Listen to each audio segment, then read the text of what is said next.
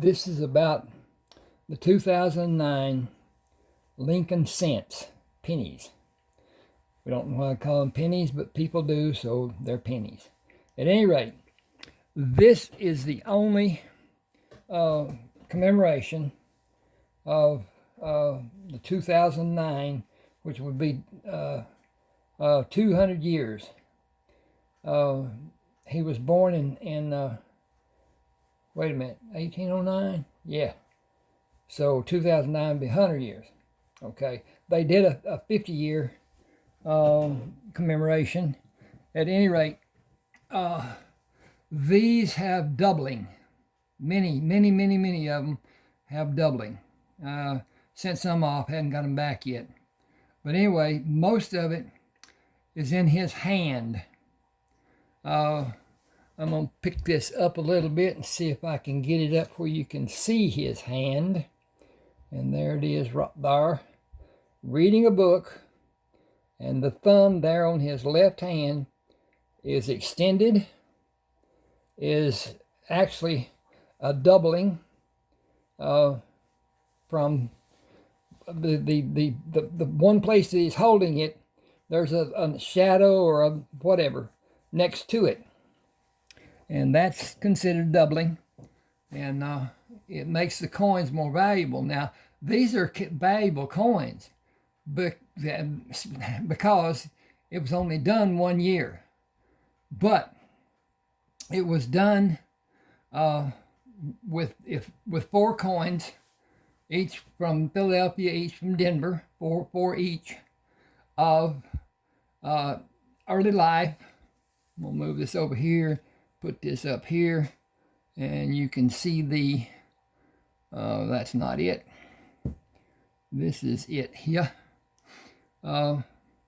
This is the log cabin he was born in Kentucky. He was born in Kentucky. Then the family moved to Indiana.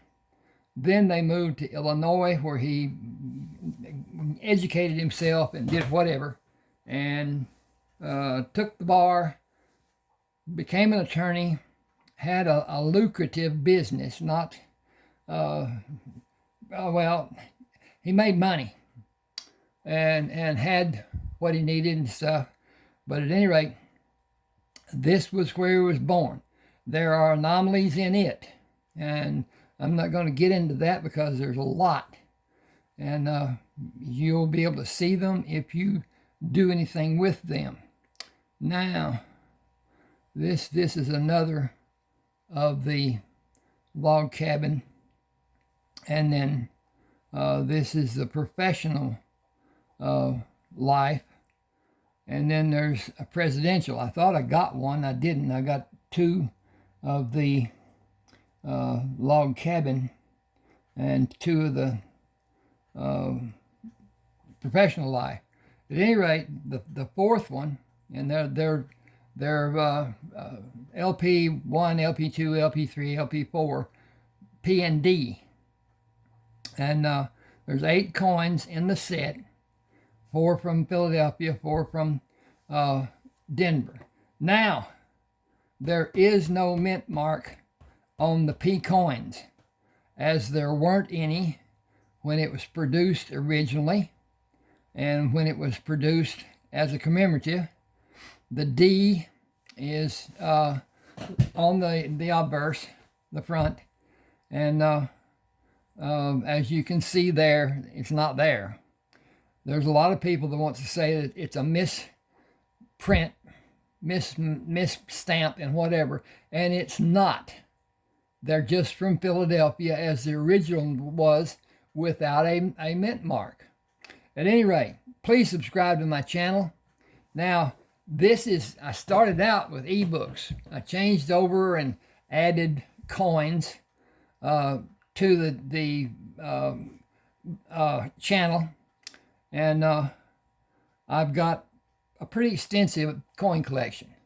It's not anything like some of those I've seen from the Texas oil men, and I mean, they got some, wow, out of sight.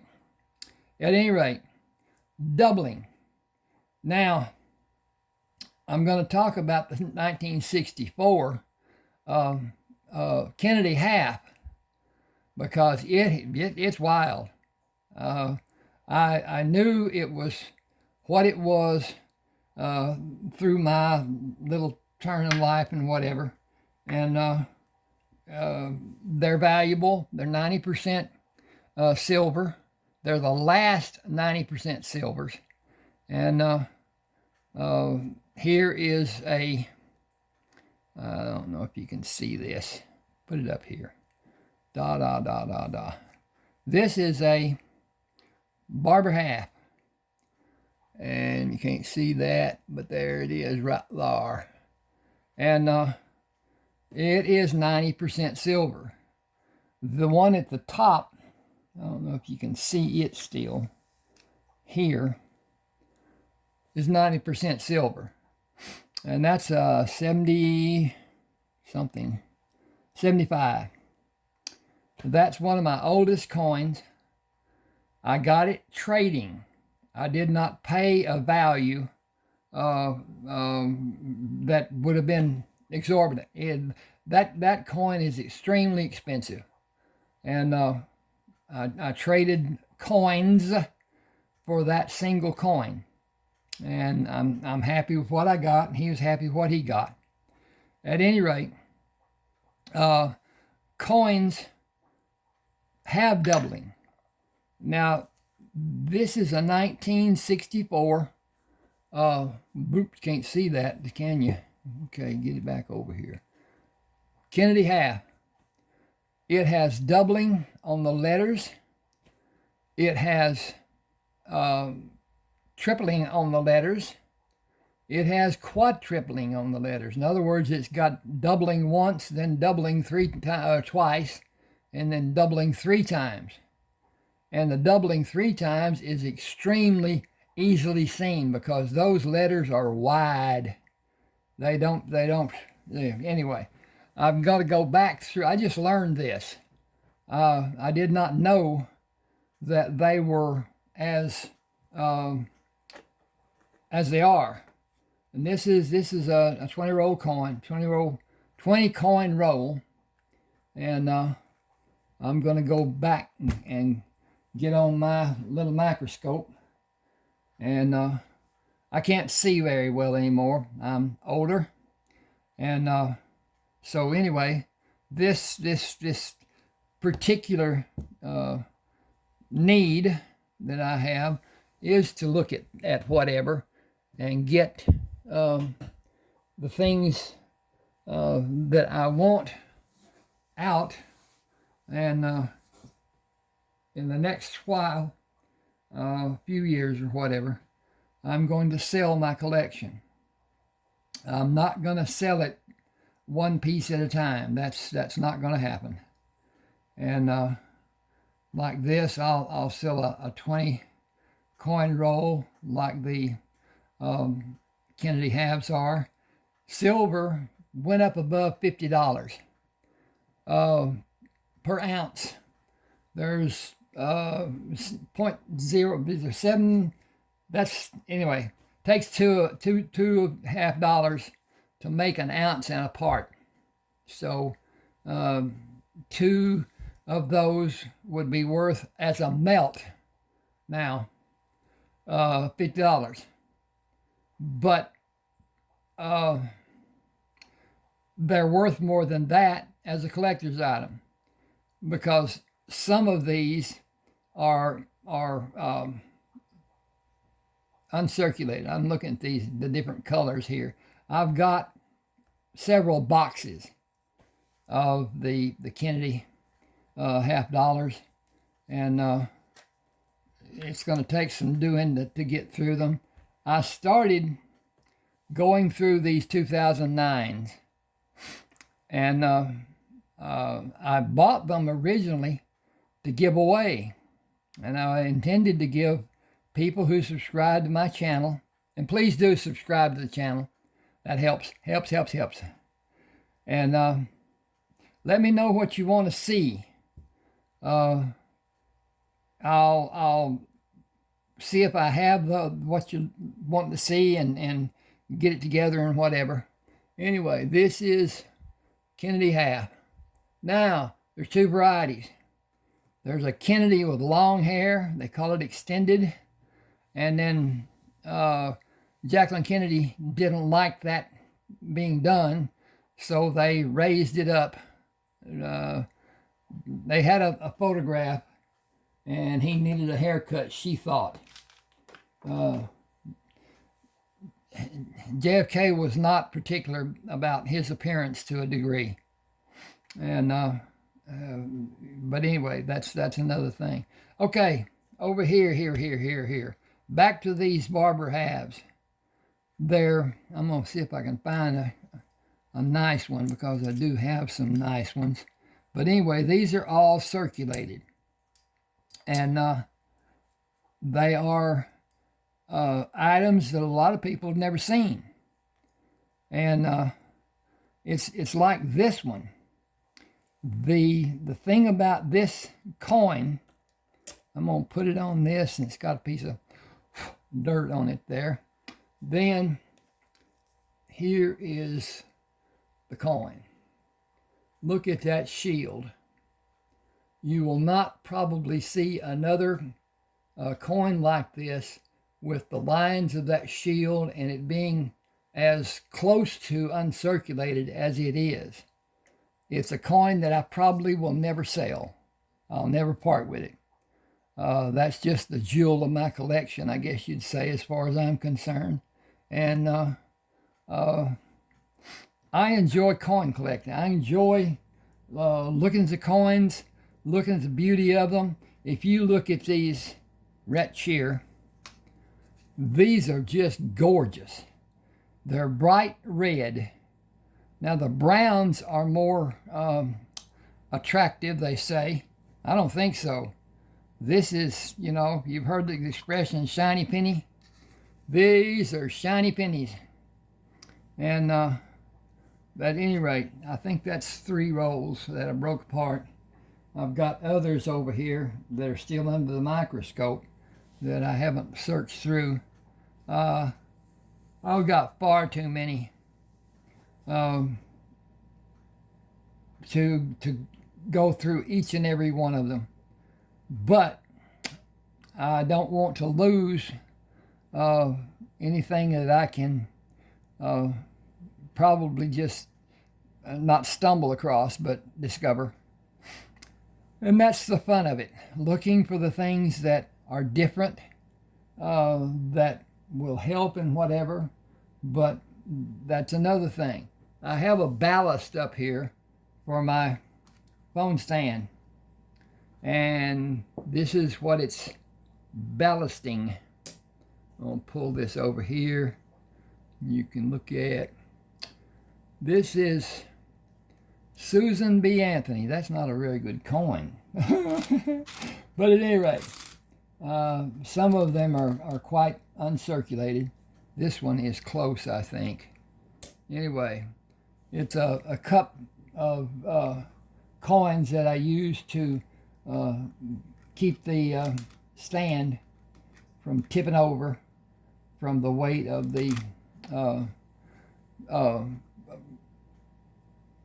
telephone. These are known as wide-rimmed and not wide-rimmed. And the wide rim, this little piece here comes up and just almost touches the 1979. It's the only coin that has that. So anyway, there's 2 varieties, the wide and the not wide. And these are all not wide. I have several that are wide, but that's just enjoyment of having something that's different.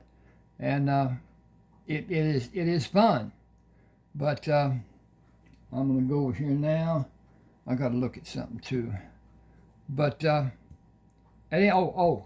this is I'm going to see if I can pull this up here and get it where you can see it more better. This is the log cabin, dink dink dink, and it's the both I don't know what this is. Let's look at it and see what it says. Doesn't say it. Okay, I didn't write on this one. I'm not certain what it is. Whether it's a P. Nope, it's a D. This is the obverse, Mr. Lincoln.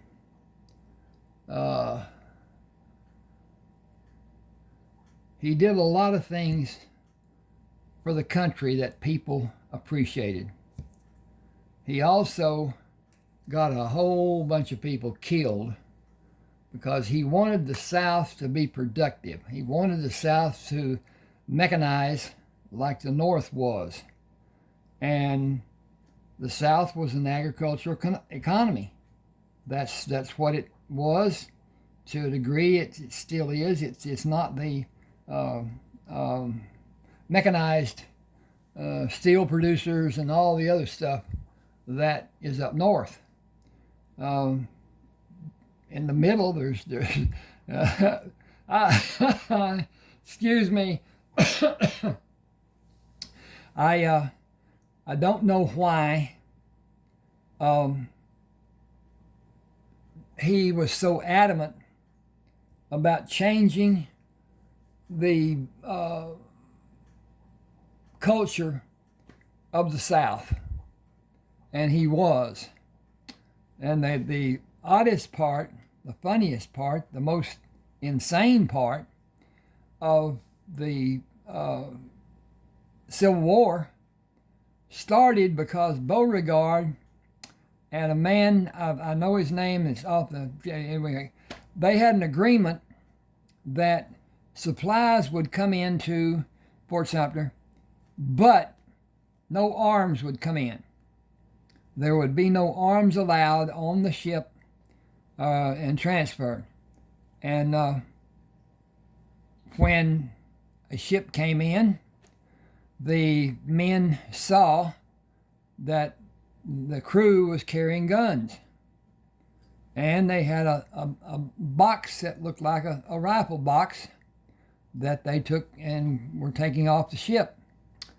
And they went to the dock, and they told them to take that back. If it wasn't food and it wasn't necessary and blah, blah, blah, it was not to be allowed.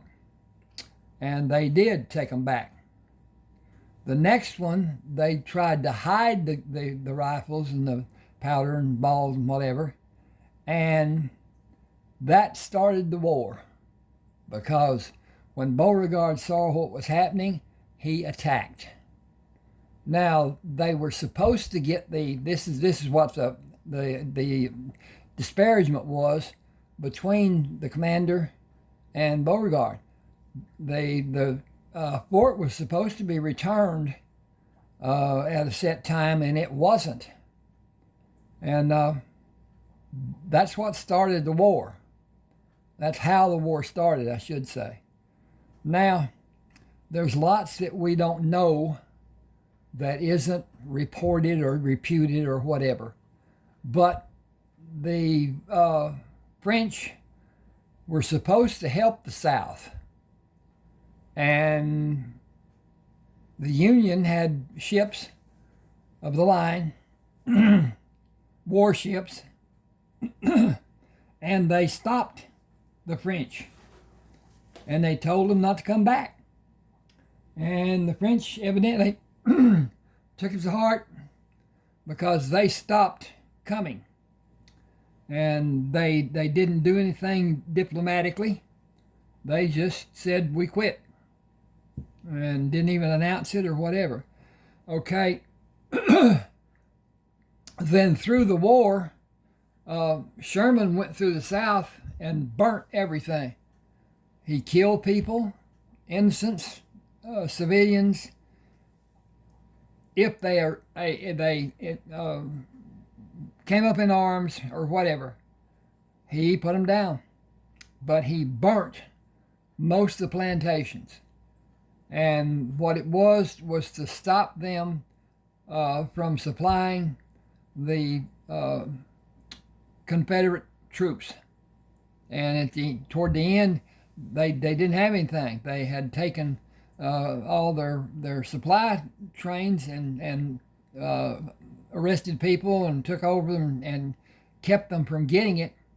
They didn't have medical supplies for the last 6 months of that war. None, just none. The doctors all left, and it said they were just tired of the screaming that went on, and people happened to suffer from what went on. But at any rate, that's what happened. Now, I'm going to pull some of these over here. These are the Barber half dollars, and I'm just showing them. It's not a matter of anything. I guess I'm bragging more than anything else, and I'm not getting them where you can see them very well. I don't know why I'm doing this, but I'm doing it. Okay. At any rate, 2, 4, 6, 8, 10, 12, 13.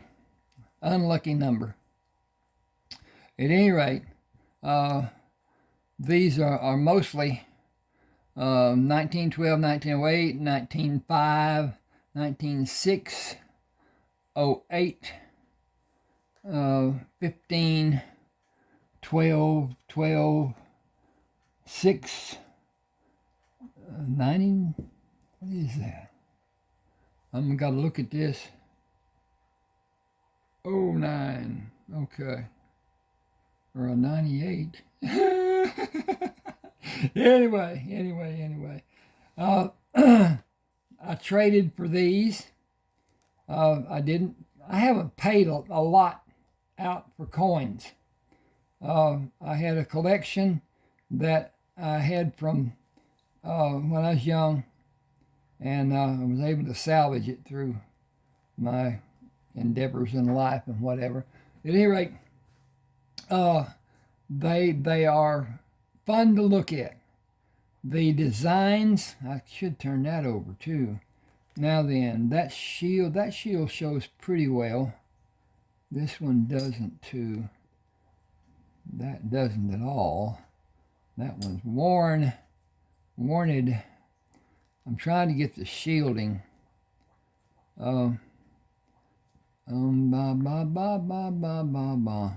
At any rate, no, that's got a good shield. Let me stack these up. You can see them more better. And I'm gonna get around here. I don't normally handle the silver except on the edges, and so this would probably be the best thing to do instead of that. Pick it up here and see if you can see it better. See the shielding? That's our emblem, our national emblem. I can't get into that at any rate. Now, the mint mark on these is here. There's the D below the eagle. That's Denver. These were made in Philadelphia, Denver, and I believe in I'm not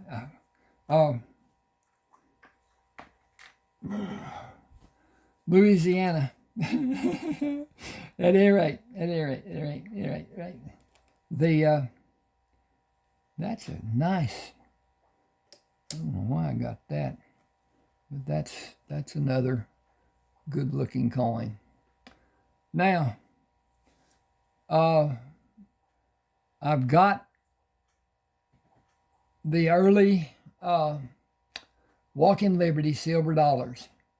I have one 1917 with a mint mark on the obverse, on the front, and it is rare. It's an expensive coin, a few $100s. At any rate, it's one of those things too. Now, if you look all coins, all half dollars are the same size. They are pretty much the same weight. And that's one way you can tell the difference between a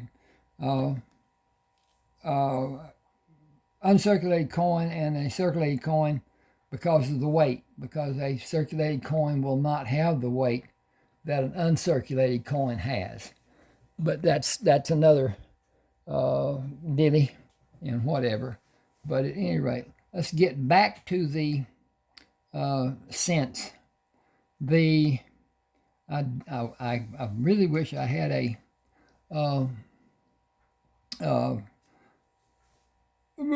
president here, because it does have doubling, but it's not doubling as in the letters are doubled.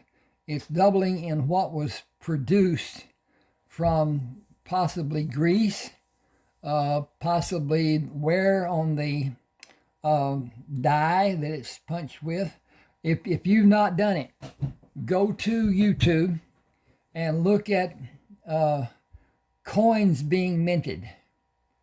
And when you look at things like I got some 2021, 2022, 2023, and 2024 half dollars.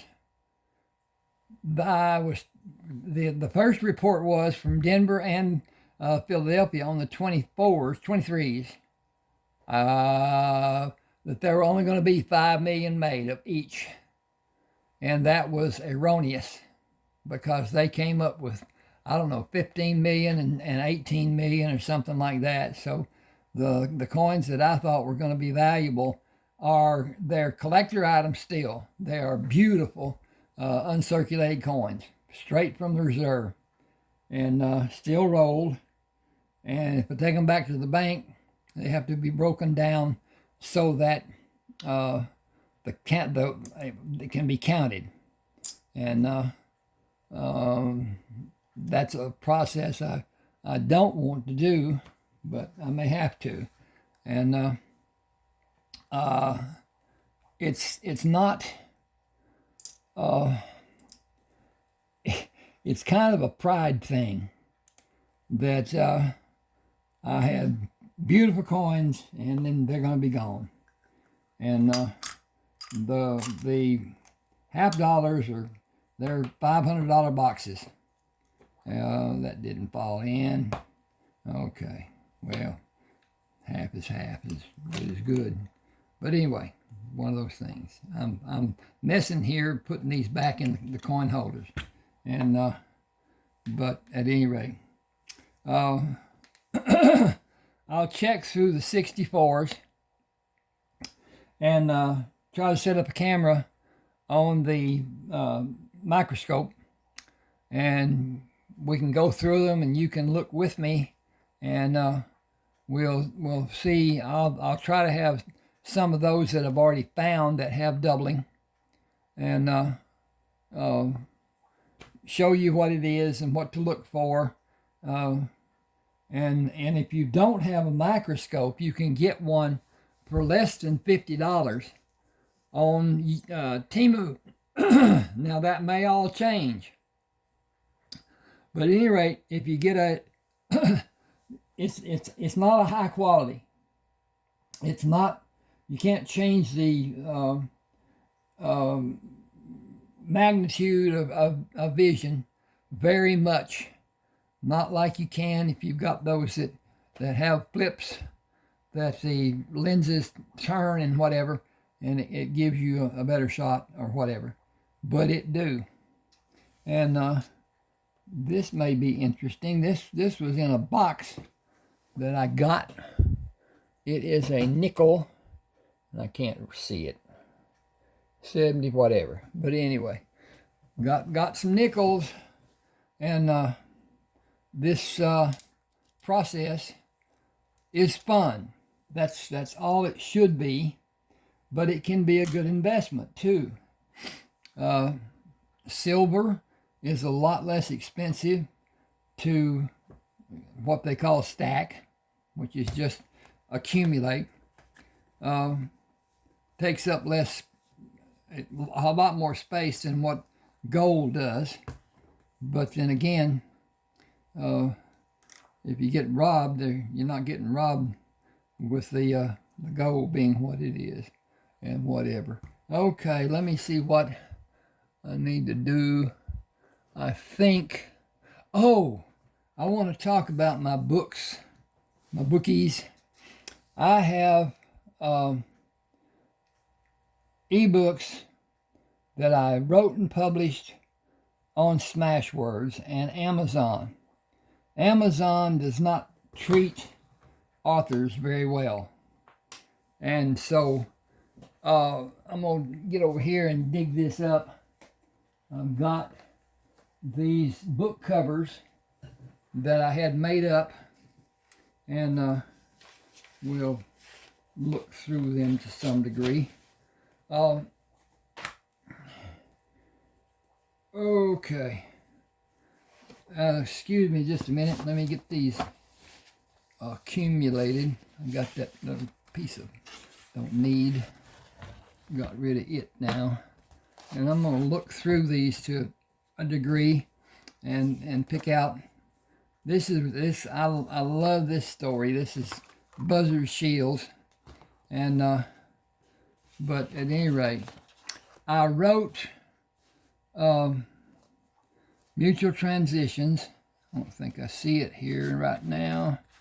And I was trying to get it published, trying to see what the process would have to be to get it published, and talked to a man in Seattle when I was in Montana, and he asked did it have sex in it, and I said no. He said first time author in America today does not get published without sex. And I'm going to put this out where you can see it. This is Mutual Transitions.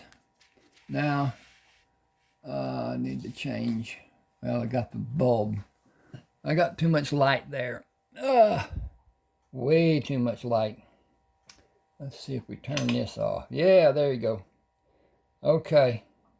Then I need to change this down to there.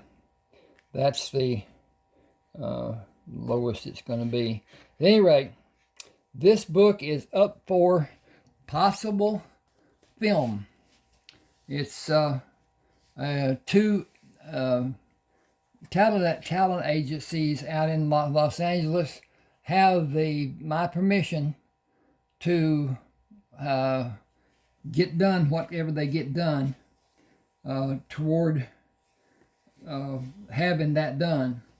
It's a slow process. It doesn't happen overnight. And if it happens at all, and that may be a possibility, and it may not be. And but at any rate, I need to get Mel Gibson or somebody like him to help with that. And I haven't got these where I need to have them, and so I need to get them organized. I'll do this. This is Lovers, Lies, and Lilies, the second book I wrote, and it is adult entertainment. It is not shabbily written. It does have explicit descriptions and whatever, but it's not, in my mind, it's not dirty. But that's in my mind, and that may not make a bit of difference to some people. But at any rate, here is Sherman Kinsman Tribe, and anyway, I've got 31 ebooks written. I'm writing right now. It's an installment about a man that is in Buzzard Shields. I'll explain that in just a minute. Here is the second part of Lovers, Lies, and Lilies. It was too long. for people to be having it on their reader, and so I split it, and I'm not finding what I'm looking for in this. At any rate, got too many. I need to get this organized and not be all over the place with it. There's John Barlow. I was looking for Emily's story. There's Summer Help Wanted. All of these, to me, are interesting books. I'm not finding that. Oh, here it is, stuck up here. I put it up here so I could know what it was. This is Emily's story. Now, it's the same characters in the first two, Lovers, Lies, and Lilies, but it's really a concentration on Emily and her problems that she had and whatever. But that's another dilly willy. If I can find, well, let's do this. Here's Hurricane Bay. It's about a man who is retired military, and he has a drafting engineering business, and he is over projects in the Baytown, Houston Baytown area that he oversees. It's a job. At any rate, he is playing poker one Saturday night and is driving home and meets a woman who's had car trouble, and they get hooked up. Turns out she's the richest woman in the county, and then goes on with their life. And Butch is the dog. At any rate, this is a part of his story, Orange County, and I'm gonna look through this stuff. This is Never Too Late. It's a military operation somewhat, and then his working with guarding the president, going to functions, and being a stop-all, I guess you'd say. And that's another. This is Joshua. It occurs in the 1800s. He's on a fishing boat, and he's captured by pirates, and becomes the navigator for the ship, and leads it into a fray between the Spanish and English, and French and English. Anyway, French and English, and gets control of the ship because the crew that's on the deck were all killed except for him. And but anyway, this goes on to his life as he's moving away from the people from Spain who want him executed. This is Joshua's way, his returning to Charleston, South Carolina, and the life he had after that, and then his movement to get away again up into Indiana. Then he moves to Texas, and that's Jewella Crossing. Jewella was a love interest of his youngest son, and anyway, it's a good story. I'm not going to go too deep. Okay, that's Texas Rattling. I don't know it first. Okay, here is Rodeo Radiance.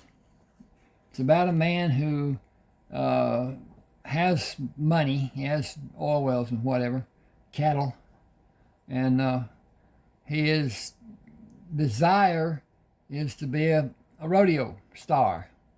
and he has horses that he wants to promote with that being done, and it goes on with that from whatever. Anyway, I'm digging here for others. There's 3 parts that are really different stories to some degree, but they're still aligned and continuation and stuff. Okay, this is south of the river. It's about a young man who was the deputy for the sheriff of this small town in East Texas, and he learns about a guy who has supposedly killed his family, and there's a $800 reward for his capture. And he decides he's going to pack him up a horse and saddle another and go after that $800. He's not caring about the man's being whatever, and so anyway, it's a good story. This is John Barlow. John Barlow is a character in Lovers, Lies, and Lilies. This tells his story from birth up to his death. Well, leave that at that. Okay, this is Best of Luck. This is about a man who went to college in Memphis, Tennessee, and went on to get his doctorate in medicine. And then he was more or less hijacked by General Grant to come in and serve as his physician, personal physician, and whatever. And it turns into going into the war. Okay, I don't have Rayford Coleman down here. Yes, that's Texas Cattleman. This is Rayford Coleman, Civil War veteran. He is enlisted, and he has a fighting style that is like the American Indian, and it's not very well viewed as chivalrous and whatever by many of the commanding people. And so, at any rate, he is furloughed out of the army and returns to Texas and finds all kinds of criminals and goes after them and collects rewards for those criminals. Then, this is Rayford Coleman, Texas Cattleman. And it continues with his story. I'm going to go down through here and get this. That's Kinsman Tribe. Buzzard. Heath. Sherman. Okay, Buzzard Shield. I should have. Okay, I'm not finding. All right. Then, back here, this is Neighbors with Benefits. I was out in Arizona at a retirement community, and I saw 2 women that would go on different days, twice a week, to a man's house and spend the night. I didn't figure they were paying tiddlywinks, so I wrote this about Trent and his 5 women. They work for him, and they enjoy nights with him, individually, not together. No menage a trois. And at any rate, then this is Sexy Assassin. Chris is a enforcer for the mob. Her mother was murdered, and she went after the 3 people that did it and killed all 3. And her uncle, who is one of the chairs, I guess you'd call it, in the mafia, recruited her to take care of problems that arise in the mafia. And you see, it goes on with her and Trent. When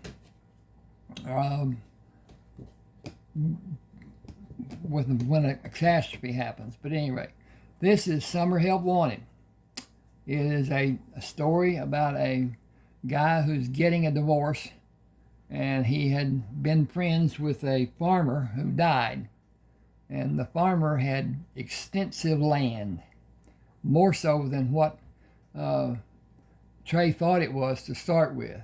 But at any rate, after he dies, his great niece comes to take care of the farm and knows nothing about what she's doing. So he gets with her and helps do that. Okay, this is Decorated for Duty. This is Carlton Brisbane. He is compadre with Joshua, and he gets furloughed out. He was a Quaker who abhor violence, and so when he volunteered to fight because he thought he was protecting his family, he was shunned, so he can't go home. Then if he's furloughed, he was going to be persecuted, even killed, by people in the South because he killed so many people. Now, it's debated, but thousands of people that he killed. This is Buzzard Shields, north. No, that's not. I don't want that. That's north. Okay, Buzzard Shields, America. There's three. South. Dun dun ding ding. Here's north. Okay, we're going to do this backwards. This is south. This is him in his younger days, and his father has taught him carpentry. He is an excellent carpenter. He is an extremely intelligent young man, and grew up hunting rabbits at Texas Tech pasture in Lubbock, Texas. And when his father dies, he cannot make enough money and whatever to take care of his mother and himself and whatever. So he goes and joins the army and takes the tests and just blah, blah, blah. Then this is America. He was doing a survey of the four-state area: Colorado, New Mexico, Arizona, and Utah. But it's basically surveying Indian reservations. So at any rate, he was able to spend time there in northwest Arizona and did some gold mining and whatever. The chief of one of the tribes, there's two tribes there, told him that whatever he found, just keep it a secret. Because with all of the Indians that were there, it had to be shared. And so if he got, let's say, $200, by the time it's all shared, they don't even have a penny apiece. There'll be some people that won't get anything because they can't go below a penny. So at any rate, he gets some little money. He also finds a man who has been tortured, and so at any rate, turns out he's the richest man in America, but Buzzard does not know that until later on in his lifetime. And that is part of Mutual Transitions, the first book I wrote. And Buzzard was a part of that, and now he's got his own. But at any rate, that's north. He goes to Alaska. He sends money to his nephew, who has a mail route and has a single-wing, single-engine plane that he lands people who are wanting to go gold mining and whatever. and then he flies them up to ski areas and whatever, and they get into gold mining, and they are successful, extremely successful, become some of the richest men in America. Okay, that's north. This is America. This is south. Okay, this is Rodeo Reunion, which is a part of the one I had before. Rodeo. Anyway, it's just goes on with his life. It's actually one book, but it's got to be divided because it's so long. Then we have Kinsman Tribe 1. There's Kinsman Tribe Part 1. This is a story about Cullen Allen and Kiowa Bennett. Cullen found some Indians when he was on the northern land up near the Red River, and he was enchanted. And he goes back to Nacogdoches with her, and he couldn't stop at his family when they went by, or things would have not been copacetic. So anyway, he goes with her, but he cannot go into the area where the tribe is, and they see him as a white man, and they kill her, and he kills a bunch of them. Then a family of men decide they're going to send him home, and he kills three of those men, and then Kiowa Bennett kills the fourth one, and he and Kiowa join in whatever. Okay, this is Kinsman Tribe 2, which continues that story. This is Sherman, who is the oldest son of Joshua, and they are handling a ship as first officer, and Heath here is second officer, and they go around the southern tip of South America and go up to no, that's not. Anyway, they hit a port, and then they go to Hawaii, and they're pirated, and they're picked up by a ship and go to the San Francisco area and establish businesses across the bay. Then this is Heath. Heath takes the family on a ship there at the port, and goes around the same direction that they had gone before, and it gets truncated, and it's quite a story. At any rate, I don't know what I did with that. Did I put that? I don't know. No. Oh, here it is. This is the one that is not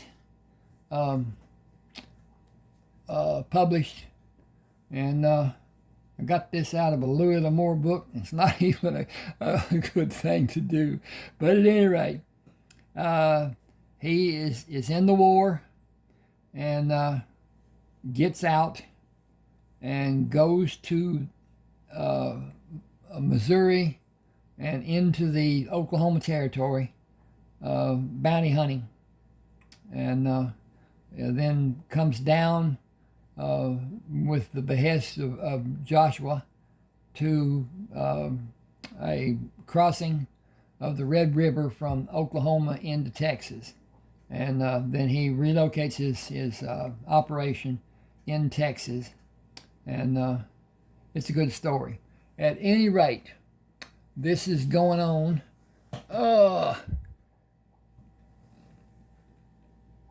Okay, not yet. Anyway, please subscribe to my channel. I hope you're still here, whatever. These books are on YouTube. Ronald 3988. RONALD 3988. That I've read from most of them. There are too many, I think, for me to have done all of them. But at any rate, if you will, write it down. Ronald, RONALD 3988. I'll give you a few minutes if you need to get a pencil and paper or whatever.